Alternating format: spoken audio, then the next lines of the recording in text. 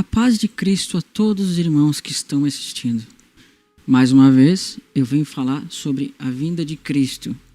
E hoje a gente vai ver alguns aspectos nos tempos determinados de Deus. Na realidade, o foco desse vídeo é falar sobre os tempos determinados. E a gente vai somar profetas, leis e escritos. Mas principalmente a lei de Deus, onde a gente vai conseguir olhar para a lei de Deus de uma forma talvez que não é apontada nos dias de hoje. Por quê? Porque não há mais a leitura na lei e nos profetas, né? Então eu sempre falo nos meus vídeos que a gente deve somar as palavras dos profetas juntamente com a lei. E quando se fala de profetas, leis e escritos, você tem que ter em mente o quê? Que isso era revelação para nós.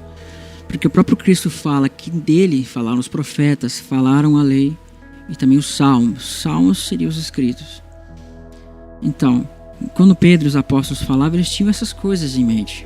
O foco hoje vai ser a gente tentar entender os tempos determinados de Deus, coisa que é passado batido por muitos. Por que eu estou dizendo isso? Porque Apocalipse ele é todo formado na revelação dessas coisas que eu vou passar nesse vídeo. Porque Deus ele apresenta Cristo de diversas maneiras. Só que além dele apresentar o sacrifício do seu filho, o que ele apresenta para nós também?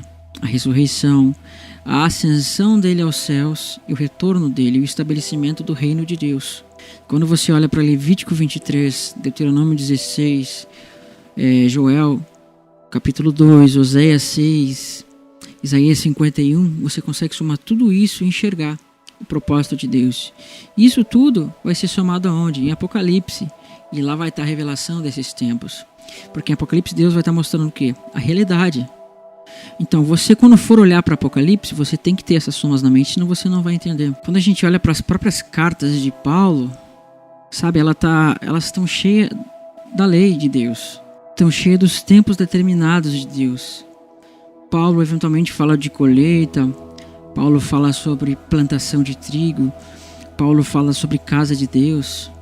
Do que ele está falando? Tudo isso é reflexo da lei de Deus, porque na lei de Deus mostrava a casa de Deus sendo edificada, né? Só que não aquela casa, a realidade da casa, mas sim uma figura da casa de Deus, edificada por mãos de homens, mas a casa de Deus é edificada pelas mãos do próprio Deus. Então existem duas maneiras de você enxergar o Antigo Testamento. O próprio Paulo fala em 2 Coríntios que aqueles que estão debaixo da primeira aliança, sobre o coração deles está o que? O véu. Então, quando eles creem, esse véu é retirado. Quando deles é retirado, eles passam a enxergar o que? A Cristo.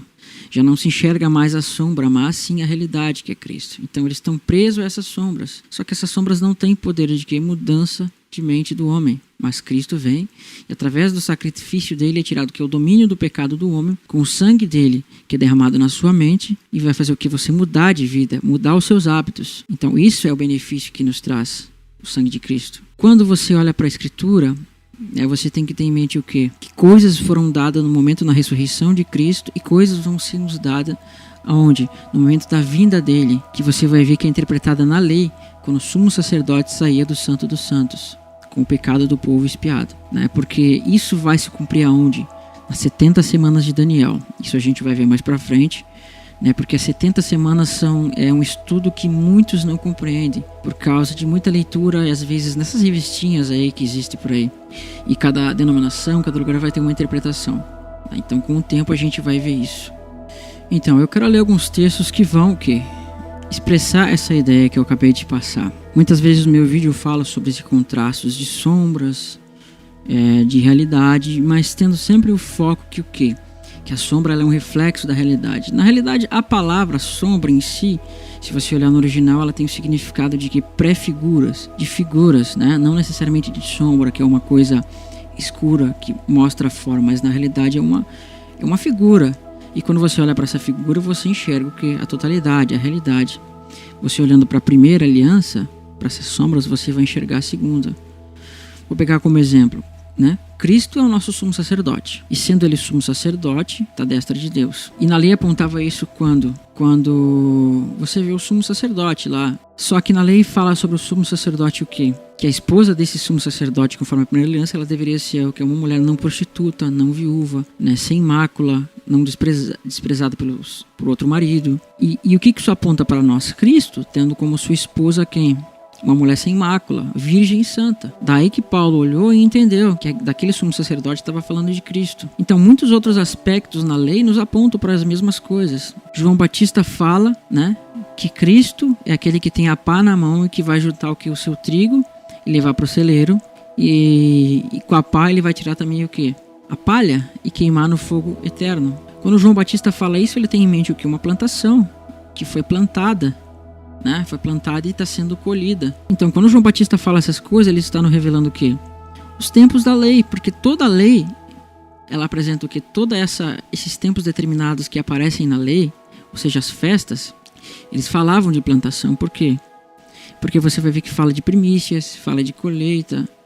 Por exemplo, a festa das primícias, ela é uma festa onde eles tinham que levar, né, primícias desses frutos, assim como a festa das cabanas só poderia ser executada quando o povo levasse esses frutos que haviam de ser colhidos. Só que para que haja colheita é necessário o quê? É necessário que haja chuva, água. Tudo isso são figuras que Deus nos fala. E tendo isso em mente, eu quero ler algumas palavras que o próprio apóstolo Paulo vai nos dizer. Ele fala assim para nós: cuidado, que ninguém vos venha enredar com sua filosofia e vã sutileza. Isso está em Colossenses, capítulo 2, verso 8.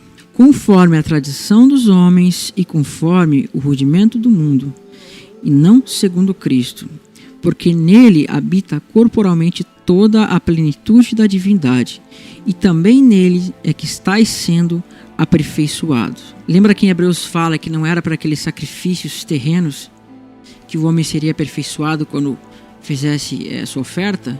Mas o que ele está dizendo? Que nós em Cristo é que estamos sendo aperfeiçoados, porque dele é que vem a plenitude. E nele nós estamos recebendo essa plenitude, essa perfeição, que é o que é a mudança de consciência do homem também. E aqui ele nos apresenta um ponto-chave, que se você tiver a lei em mente, você vai conseguir entender o que ele está dizendo aqui. Ele fala assim: nele também fostes circuncidados, não por intermédio de mãos, mas no despojamento do corpo da sua carne, que é a circuncisão de Cristo. Isso aqui é uma tremenda revelação que passa batido pela mente de muitos. Por quê?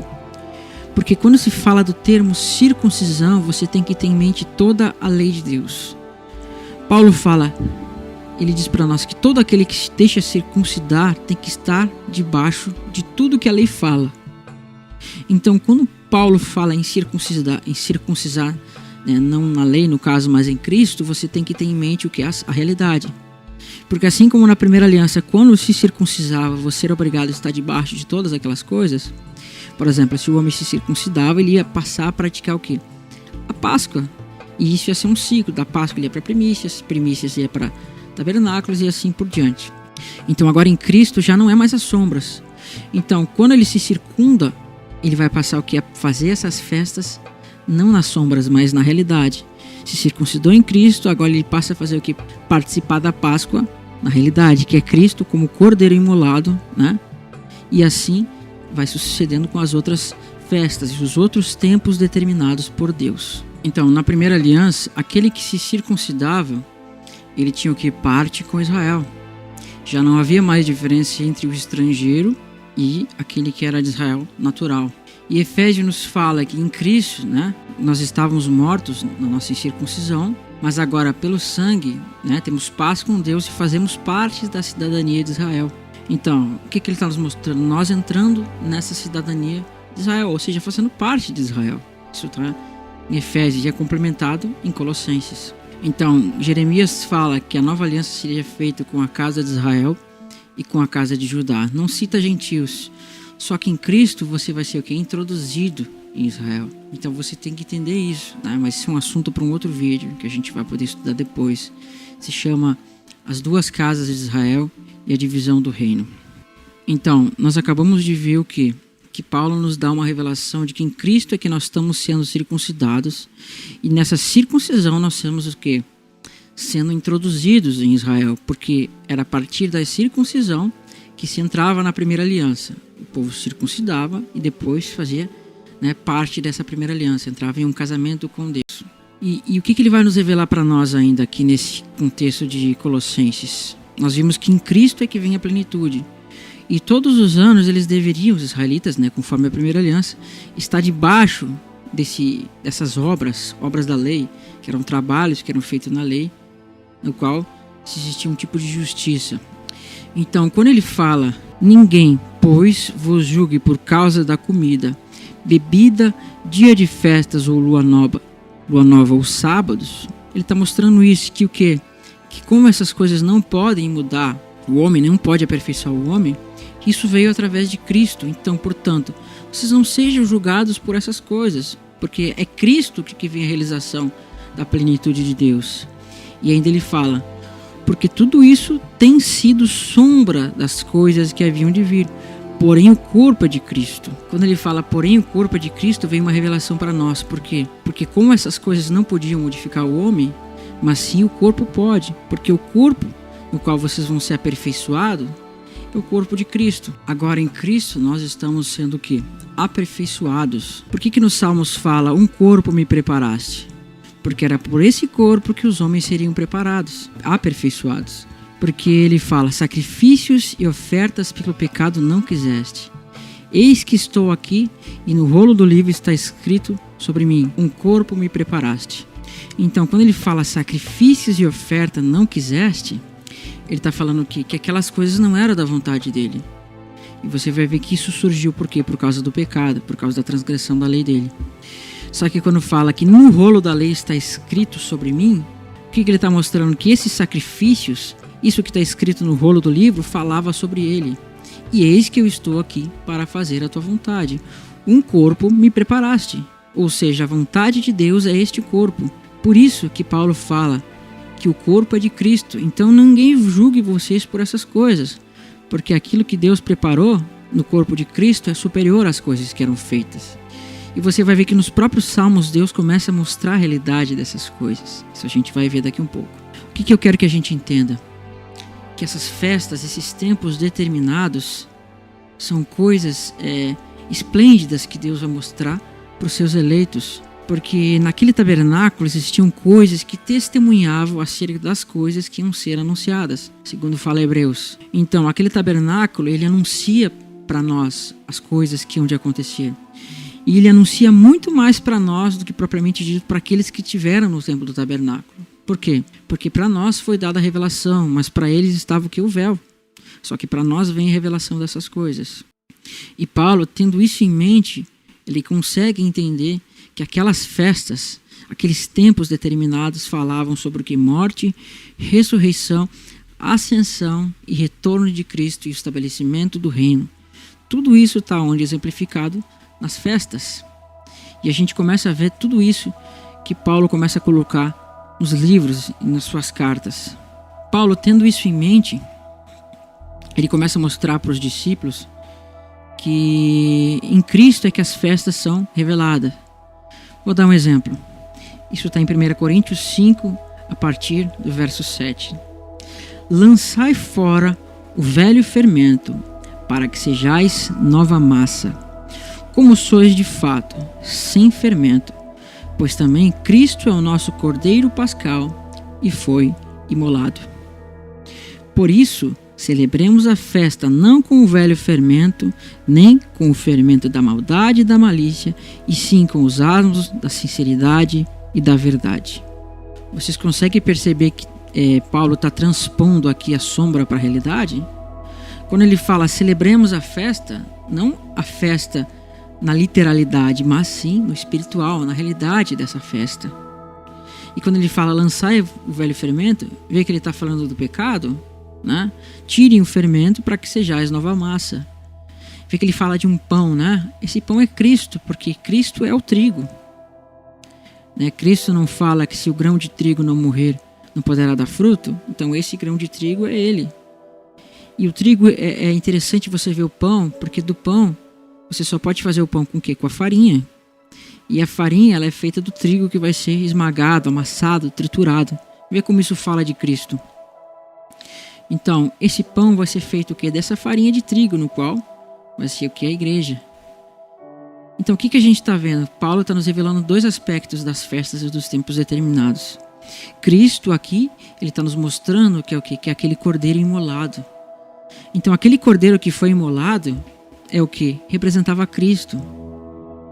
E ele fala para nós que todo aquele que for justificado no sangue de Cristo vai ser liberto da ira. E Deus nos mostra isso onde? No Êxodo, quando os israelitas mataram aquele cordeiro e passaram o sangue nas portas da casa, nas suas casas. Então a ira de Deus que caiu sobre o Egito não caiu sobre eles. E quando Deus fala desse ázimo sem pecado e sem fermento, é o quê? É o corpo de Cristo, né, que é o pão, né, sem pecado, ou seja, nós fazemos parte desse pão. Ele está nos ensinando o que? Tirar o pecado. Você recebe a Cristo e agora você vai participar dos ázimos, ou seja, tirando o fermento do seu corpo, de você, aprendendo o que é cumprir os mandamentos de Deus. Você tendo isso em mente, vai abrir muita revelação para você. Esse cordeiro é o que Cristo nos fala que ele é quem? Que a carne dele é a verdadeira comida e o sangue dele é a verdadeira bebida. O que ele tinha em mente aí? Que você olhasse para a lei e visse que eles tinham que comer da carne daquele cordeiro. Só que dessa vez a gente está comendo da carne de Cristo, ou seja, o verdadeiro cordeiro de Deus que tira o pecado do mundo. O próprio João Batista falava isso, né? Então nós comemos dessa carne. E na lei fala também que no sangue que vem a vida, né? Por isso que ele fala, tomai o meu sangue, que é a verdadeira bebida para que tenhais vida. Ou seja, você está absorvendo a vida de Cristo, que é a vida eterna. Então, nisso fica mais evidente que Paulo tinha o quê? As festas em mente, né? Fica muito mais evidente. Então, ou seja, você já começa a ver o quê? Reflexo dessas festas nas cartas de Paulo. Só que o capítulo que fica mais evidente é o quê? É o capítulo 15, onde você vai ver implicitamente praticamente todas elas ali, se não todas. Porque ele fala desde morte, ressurreição de Cristo até ascensão, né? Então quando fala em Páscoa ali no capítulo 5, implicitamente vai falar do que também? Os ázimos. Só que ele fala para nós uma coisa muito interessante no capítulo 15, referindo-se à ressurreição. Ele fala assim: mas de fato Cristo ressuscitou dentre os mortos, sendo ele a primícia dos que dormem. Olha que interessante, por quê? Porque Paulo está associando Cristo com primícias. E lembra que na lei existe uma festa chamada Festa das Primícias, onde que os israelitas deveriam colher uma primícia, um feixe dessas primícias, né, no momento que tivesse uma colheita, e levado aqui até o sacerdote. E esse sacerdote ia apresentar o que? Esse feixe para que o povo fosse aceito. Então na lei mostrava o quê? Que o povo só podia ser aceito por Deus quando eles apresentassem esse feixe das primícias. E isso tinha que ser feito quando? Se você lá em Levítico 23, aconselho que você leia todo o capítulo, né? Você vai ver que isso só podia ser feito quando? No primeiro dia após ao sábado, ou seja, ao domingo. Por isso que é se dado ênfase no primeiro dia, quando se fala ali da ressurreição de Cristo, onde ele foi apresentado ao primeiro dia, né? Ou seja, Deus estava nos dando link para a gente ver que Cristo era aquela primícia que deveria ser apresentada ao primeiro dia para que o povo fosse aceito. Então Cristo é esse feixe, né, de primícia que foi apresentado, ou seja, e através dessa apresentação nós fomos aceitos por Deus. E depois disso vai vir o que é o Pentecostes. E esse Pentecostes é o que? É quando Cristo ascende aos céus e ele recebe o que? A promessa do Espírito Santo, né? Onde ele vai ser, e a destra de Deus vai receber essa promessa do Espírito Santo, conforme está em Atos, e vai derramar essa promessa sobre a sua igreja, que é o seu corpo. Por quê? Porque ele estava iniciando o seu ministério celestial. E assim como na primeira aliança, o sumo sacerdote deveria ser ungido para começar a ministrar no santuário, assim também Cristo ele foi ungido, né? E assim como uma cabeça foi ungida, o seu corpo foi ungido. E ele derramou disso sobre quem? sobre os seus discípulos. Então você tem que entender uma coisa, que isso é prefigurado nosso, que na chuva que existe, que é profetizada, né? Que na promessa da chuva que existia no Antigo Testamento. Mas isso a gente vai chegar lá daqui um pouco para entender isso. Só que Cristo ele nos fala uma coisa interessante. Você tem que ter isso em mente. Quando se fala desses tempos determinados, dessas festas, você tem que ter em mente que o quê? Que elas falavam de plantação. E viu que está falando de primícias? Ou seja, é um ponto desses tempos determinados. E Cristo fala para nós: se o trigo não morrer, né, o grão de trigo não morrer, ele não poderá dar fruto. Mas se ele morrer, vai dar muito fruto. Quando Cristo fala essas coisas, ele tem duas coisas em mente: fazer com que a gente atente para a lei de Deus e que a gente atente para onde? Para as palavras dos profetas. E entender que o quê? Que aquele trigo que está descrito na lei falava dele. É só você pensar, quando ele fala o trigo morrer, ele está falando de uma plantação. E para se plantar alguma coisa, você tem que fazer um buraco na terra e plantar. Ou seja, está falando de uma sepultura, né? Esse plantar é uma sepultura. Então, quando você planta o trigo, né, ele vai ser enterrado na areia e vai morrer. Mas depois de algum tempo vai brotar uma plantinha. E essa plantinha vai dar muito fruto, ou seja, são mais grãos de trigo. E esses grãos de trigo, muito fruto que ele está falando, é justamente o que é a igreja. Cristo, com a igreja no seu corpo, foi plantado na terra como trigo. E dessa plantação começou a brotar o quê? O trigo, né? Pequenos trigos, que é o que? A igreja. Morre-se um para dar vida para muitos. Você está vendo que é uma ressurreição de muitos aí. E todos sendo o que? Trigo. Esse pão, essa farinha, que é o corpo de Cristo. Só que para que se haja esse brotar, há o que? Necessidade da chuva, né? Há necessidade de uma chuva. Por quê? Porque sem chuva a planta não pode crescer. Em Israel é interessante que você vai ver que tem dois períodos de chuva: a temporã e a serôdia. A temporã ela dá para o quê? Para o brotar, né? É o brotar que faz brotar, faz germinar a terra, né? E a serôdia é aquela chuva que dá um pouco antes da colheita, que ela cai, dá para a colheita e os frutos vão ser colhidos. Isso tudo é revelação para a gente. Porque essas chuvas, elas representam o derramamento do Espírito Santo também. Isso a gente vai ver somando nos profetas. Mas antes que eu leia essas palavras dos profetas, eu gostaria de ler uma palavra que Tiago escreveu nas suas cartas, quando ele tinha todas essas coisas que eu falei aqui em mente.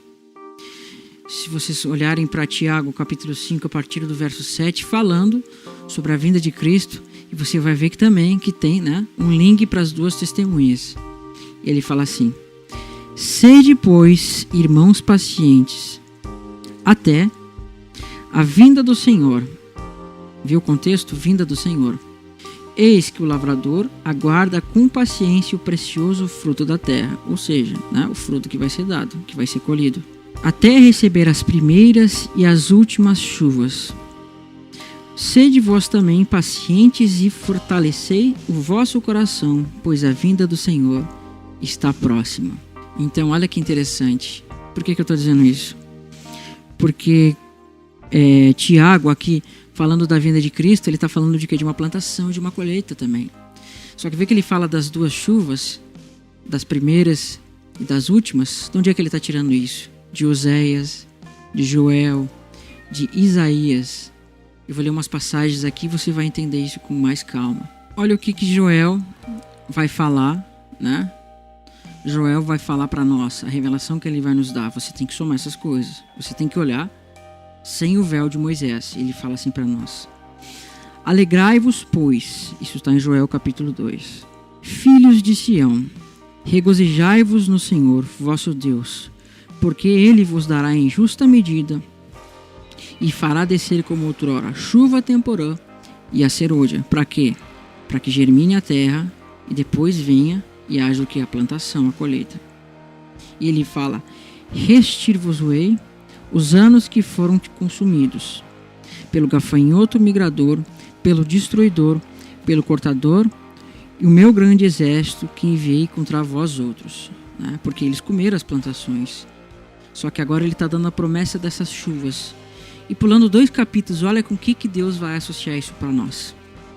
E ele fala assim: e acontecerá depois que derramarei do meu espírito sobre toda a carne, vossos filhos e vossas filhas profetizarão, e vossos velhos sonharão, e vossos jovens terão visões.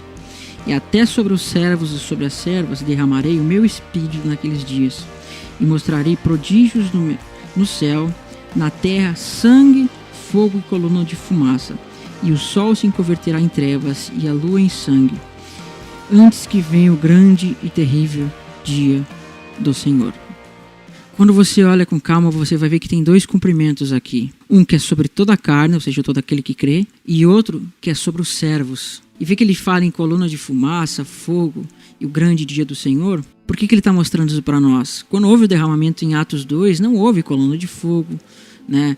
O sol escureceu e todas essas coisas. Por quê? Porque Deus está mostrando 2 cumprimentos. A primeira chuva e a segunda chuva. Por que ele fala de 2 chuvas? Que é uma chuva que vai germinar, que vai cair sobre a terra, vai regar e vai fazer com que a planta cresça, né? É para o plantio. Só que a outra é a serôdia, que é o que? Para a colheita. E essas chuvas nos representam o que? O derramamento do Espírito Santo, como a gente viu aqui. Então, o que ele está nos mostrando aqui? Que tem 2 cumprimentos. Um, que é sobre toda a carne, ou seja, sobre aqueles que creram, e outro que é sobre os servos, antes que venha o grande e terrível dia do Senhor.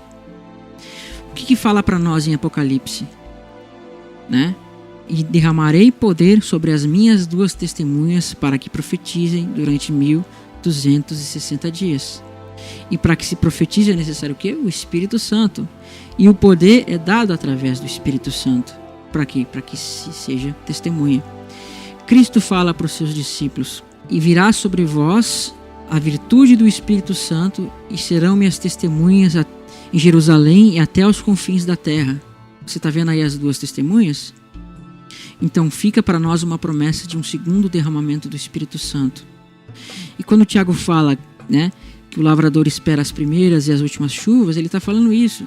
Ou seja, esse derramar do Espírito Santo para brotar essa plantação, e esse derramar do Espírito Santo para que haja colheita. Então, quando você olha para Apocalipse, para as 2 testemunhas, você está vendo o quê? Que está chegando a colheita, porque foi derramado a última chuva. Então, quando você tem isso em mente, cai muitas doutrinas por terra, né? Porque antes que venha a colheita, a ceifa, é necessário que a segunda chuva. Então, eles dizem que o quê? Que não vai haver o Espírito Santo, né? Que o Espírito Santo vai ser tirado. Mas as 2 testemunhas vão estar lá no meio da grande tribulação com poder, né? Então fica ao contrário do que a palavra diz. Porque Cristo fala que se o grão de trigo não morrer, não pode produzir fruto. Então ele está mostrando para nós que ele é o que? É a semente que era plantada para a colheita que existia nas festas. Aquelas colheitas, aquelas coisas falam da plantação de Cristo com o seu corpo sendo a igreja. Mas uma coisa que você tem que ter em mente é que essas festas elas vão seguir uma ordem. E agora Cristo está trabalhando na expiação, no tabernáculo celestial. E em um momento ele vai sair desse tabernáculo com os pecados do povo perdoados e vai introduzir ele aonde? Na festa dos tabernáculos.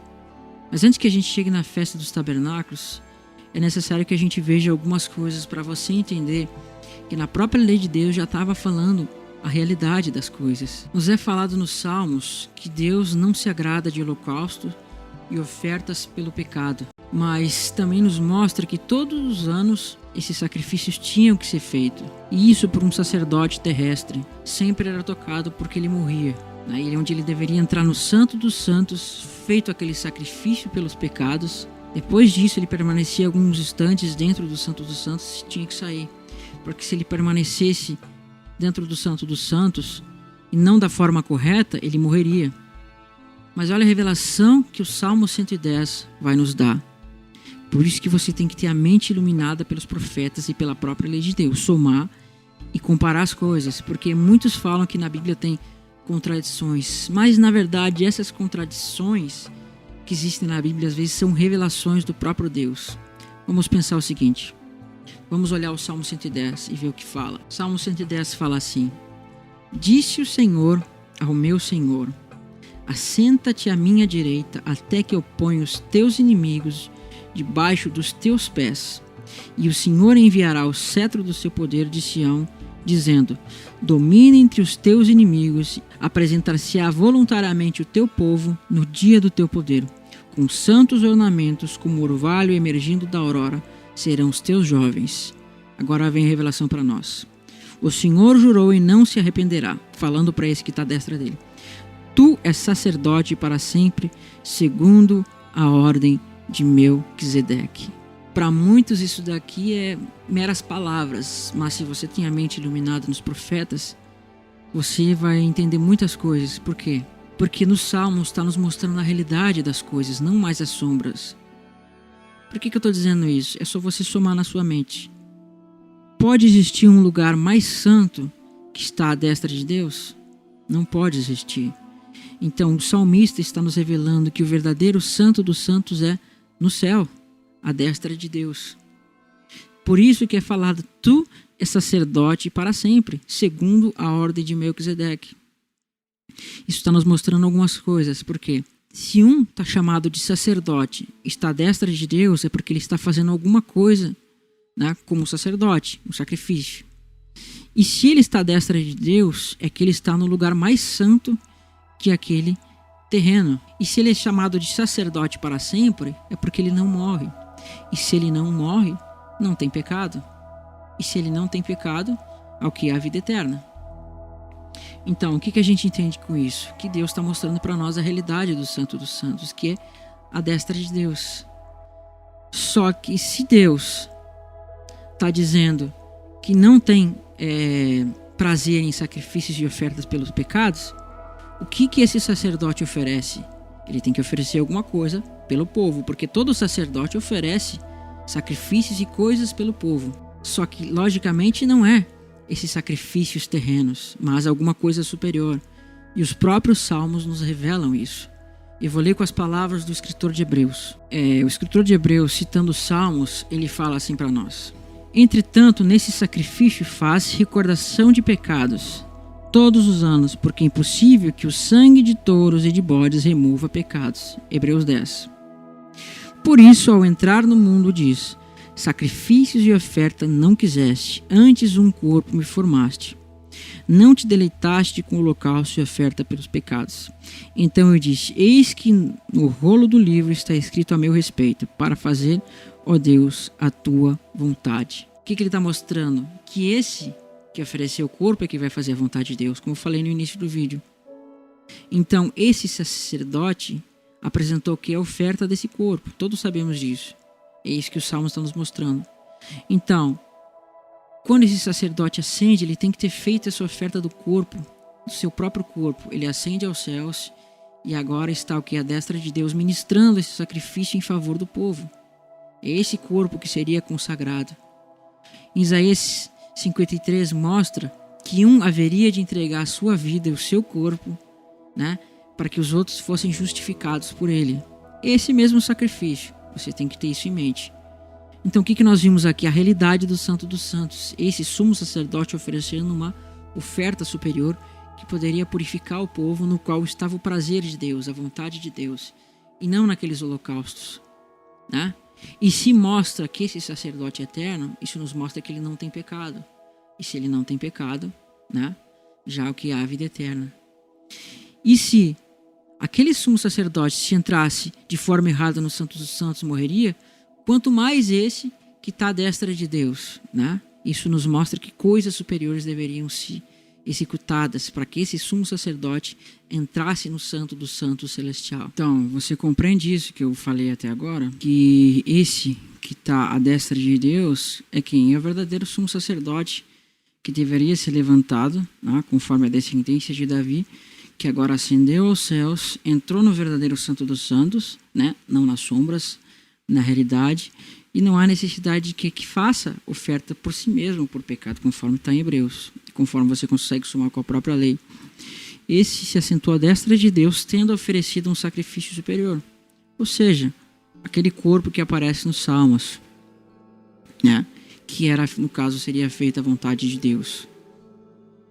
Isso você vai ver que vai aparecer aonde? no livro do profeta Daniel.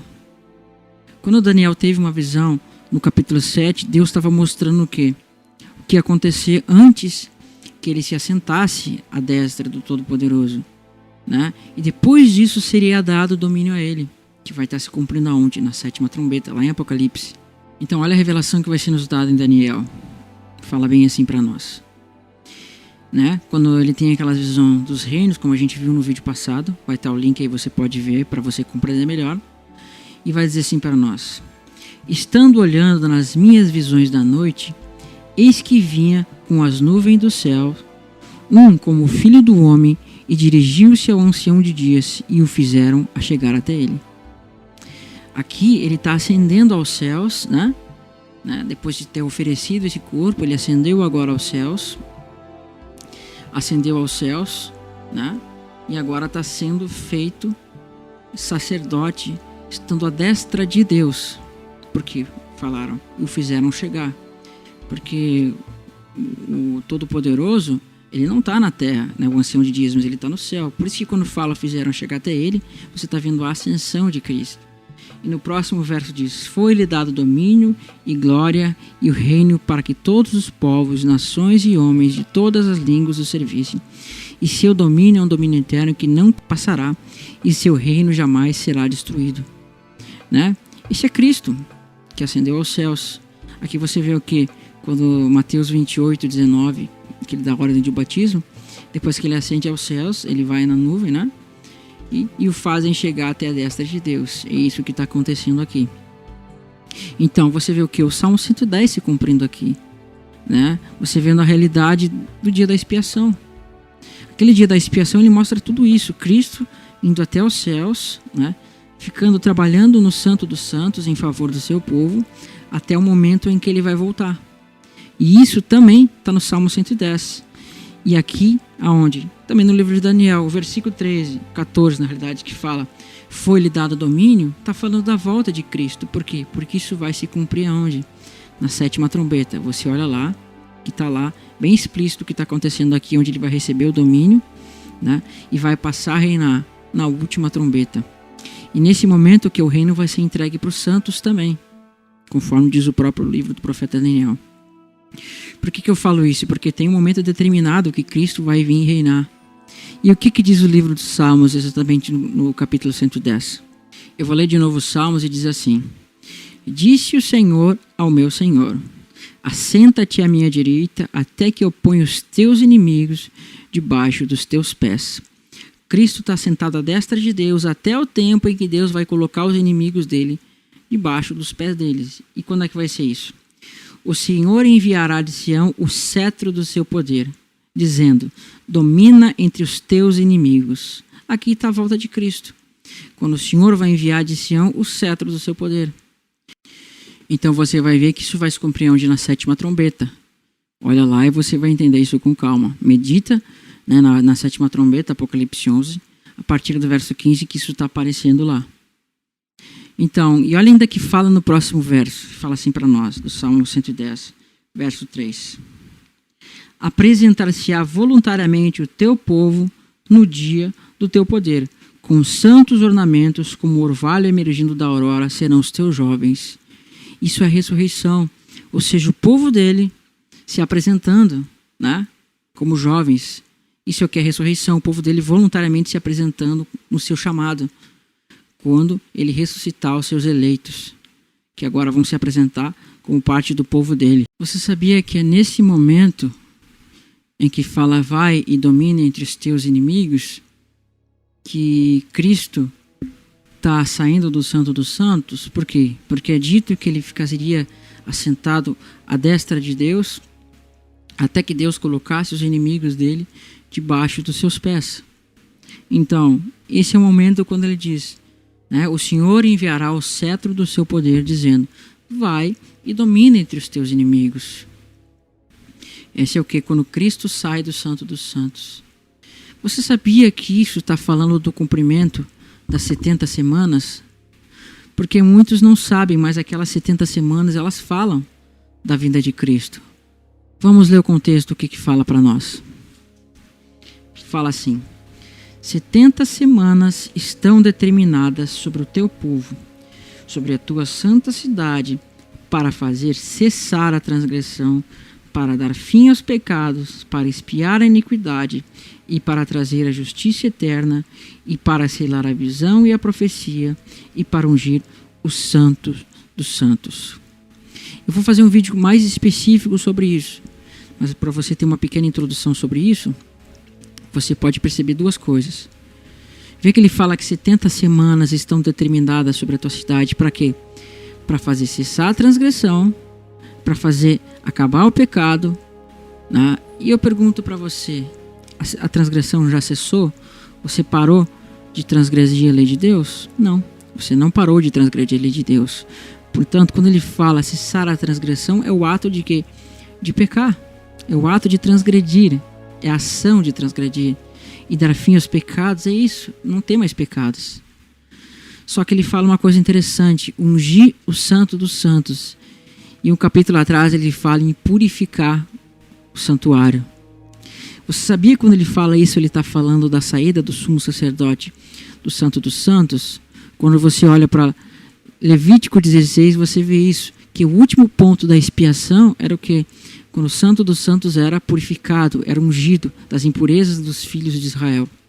E depois disso, o santo dos santos, né, seria purificado e o sumo sacerdote sairia de lá. Depois você medita onde? Levítico 16. É isso que você tem que ter em mente aqui. O que você está vindo? A vinda de Cristo, né? Cristo vindo, saindo do santo dos santos com o pecado do povo já perdoado.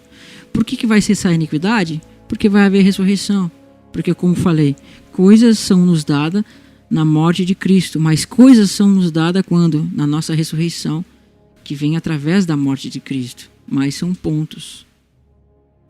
Então, depois disso, assim como na lei, depois de ser feita a purificação dos pecados e ele sair do Santo dos Santos, o próximo passo era o quê? Era levar o povo para a festa dos tabernáculos. Agora o povo já com seus pecados expiados, não tendo mais pecado, eles deveriam entrar na alegria da festa das cabanas. Então nós podemos ver isso na lei como Deus é tremendo, porque por que ele quis usar 70 semanas? Para que você fosse na lei e meditasse sobre as 7 vezes 7 semanas, né? Olha o que diz a lei em Levítico 25 para nós. Contarás 7 semanas de anos, 7 vezes 7 anos, de maneira que os dias das 7 semanas de ano serão 49 anos. Então, no mês 7º, ao 10 do mês, passará a trombeta vibrante. No dia da expiação, fareis passar a trombeta por toda a vossa terra, né? Então, olha que interessante. Deus na lei fala que depois de 7 vezes 7 semanas, né, o povo deveria tocar a trombeta e haveria uma grande expiação no 7º mês. Você consegue conectar? Porque na lei dava 49 dias. E depois disso, viria o que? Nesse 49º dia, ano no caso, viria o que? Viria essa expiação. E depois disso, o sumo sacerdote ia sair do Santo dos Santos com os pecados do povo no 7º dia 10 do 7º mês. E ao dia 15, eles iam ser introduzidos aonde? Na festa dos tabernáculos. Então, Deus colocou para que você entendesse que assim como na lei 7 vezes 7 anos depois viria uma expiação, assim na realidade 70 vezes 7 vem o que? A expiação de Cristo. Não que não tenha ouvido a expiação, mas é o término de todo esse trabalho do Messias, onde vai vir o que? A ressurreição. E aí sim, de fato, né, o pecado vai ser tirado. E depois que isso acontecia, na lei, o que acontecia? O sumo sacerdote saía do Santo dos Santos com os pecados do povo expiados, e o próximo passo era levar o povo até a festa dos tabernáculos. Você vê como a lei está mostrando a realidade, que é as 70 semanas? Então, era nesse ponto que eu queria chegar. Você está vendo como eu estou mostrando todo o ministério de Cristo de forma resumida através das festas? Cristo sendo a Páscoa, Cristo sendo primícias, mostrei as trombetas, Pentecostes, mostrei expiação, o dia da expiação, né? A completude desse dia da expiação. E o próximo passo agora é o quê? É a festa das cabanas, onde há o quê? Uma colheita. Então o nome desse vídeo é a grande colheita. É para você entender a última colheita que havia no ano. E essa colheita profetizava muitas coisas. Profetizava a vinda do reino de Deus. Porque depois que o sumo sacerdote saía com o pecado do povo, o povo tinha que o quê? Fazer uma colheita. E dessa colheita, o povo ia o quê? Fazer a celebração da festa dos tabernáculos. Olha o que fala para nós em Levítico 23. Porém, aos 15 dias do mês 7º, quando tiveres recolhido os produtos da terra, celebrarei a festa do Senhor. E ele fala: 7 dias habitarei em tendas de ramos, todos os naturais de Israel habitarão em tendas. Eu vou ler mais um pedacinho dessa parte. Ele fala assim, né? No primeiro dia tomarei para vós frutos de árvores frondosas, e ramos de palmeiras, e ramos de árvores frondosas, salgueiros e ribeiras. Então, memoriza aí que eles tinham que pegar o quê? Folhas de palmeiras, ramos de palmeiras, porque isso vai ser para nós revelação em Apocalipse. Mas o que eu quero que vocês entendam aqui? Que antes da vinda, antes de celebrar a festa das cabanas, era necessário o quê? Uma colheita. E como eu falei, né? A colheita, antes da colheita, o que é a chuva. Então, principalmente na lei aqui, você está vendo o que é a chuva, né? A primeira chuva no qual germinou a terra, né? Fez com que a terra germinasse, e a segunda chuva que vai dar para a colheita. Isso vai acontecer aonde? Aqui, quando esses frutos vão ser colhidos. E a gente vê que esses frutos representam a igreja. O próprio Cristo fala isso quando ele faz aquela parábola do joio e do trigo. Por quê? Porque o trigo que vai ser colhido antes da festa das trombetas, das cabanas. Você tem mais um complemento dessa festa onde?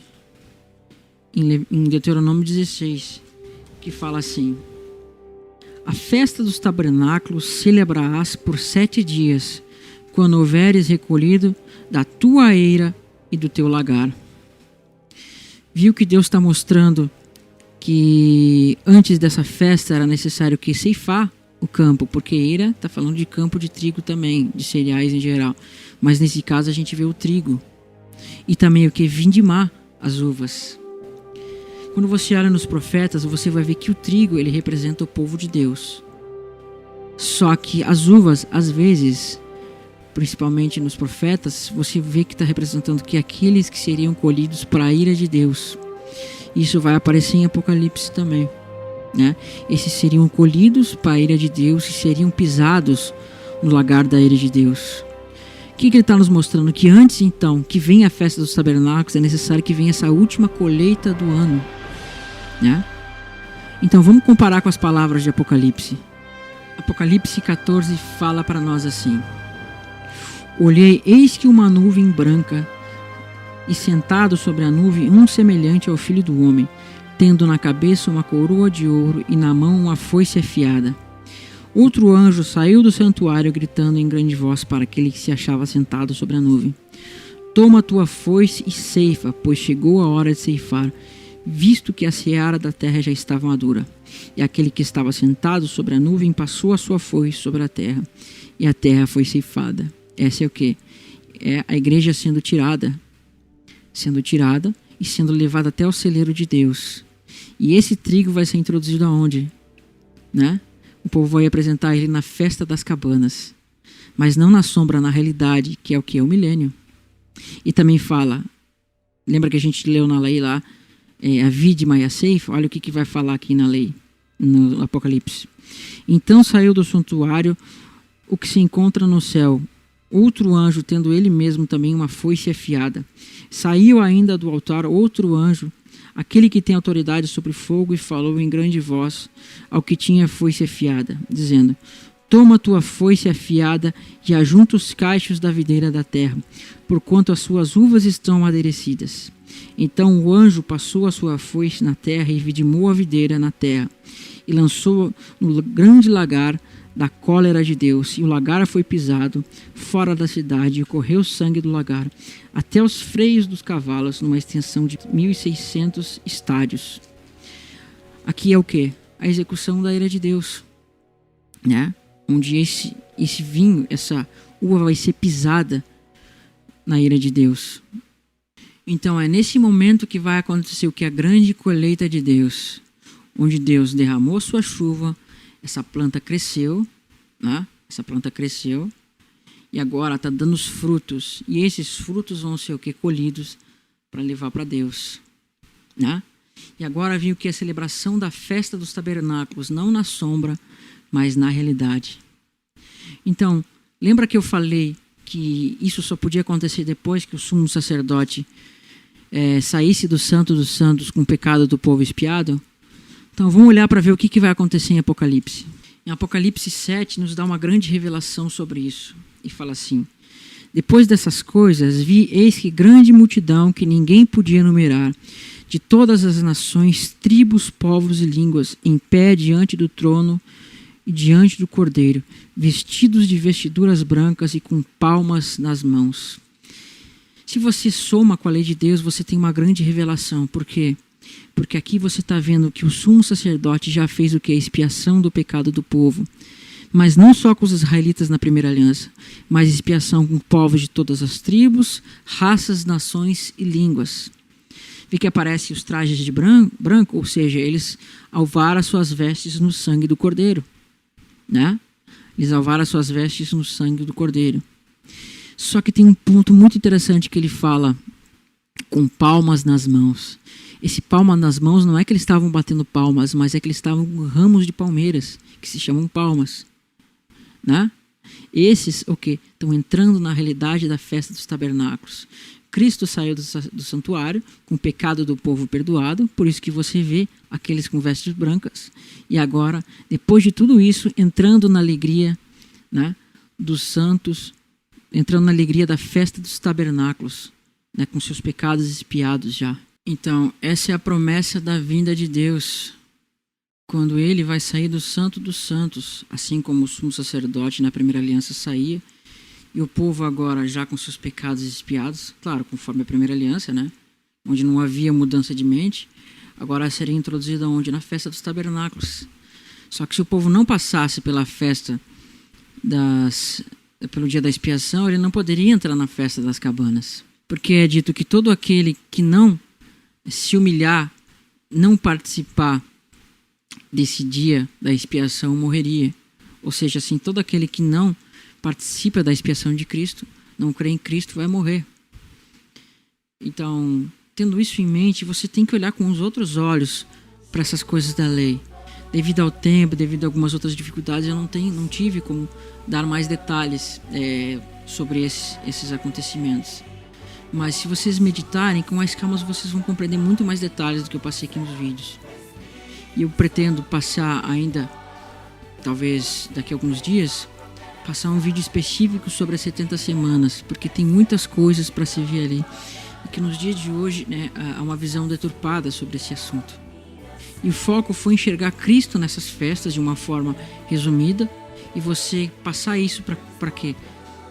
Para você entender a vinda de Cristo, quando ele sai desse Santo dos Santos com o pecado do povo perdoado, onde ele vai ter domínio dos seus inimigos e vai introduzir o povo na festa das cabanas, não nas sombras, mas na realidade, onde vai ser estabelecido o reino eterno e onde vai se cumprir aquela promessa que está em Daniel, que os santos receberiam o reino, né?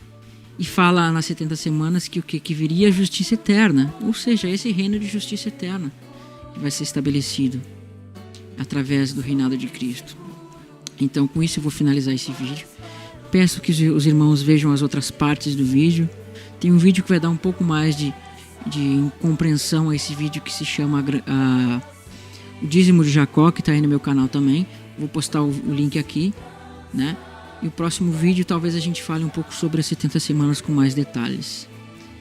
A paz de Cristo. Curtam a nossa página no Facebook, procure lá o Reino Eterno, onde eu coloco alguns assuntos lá, onde o irmão Luiz também, que é do canal O Reino Eterno, faz alguns vídeos bem interessantes também sobre alguns assuntos parecidos e a gente procura fazer eles equilibrados, falando mais ou menos dos mesmos temas. Então clica aí, eu vou deixar o link da página aí na descrição e você pode acessar. A paz de Cristo a todos os irmãos. Que Deus abençoe.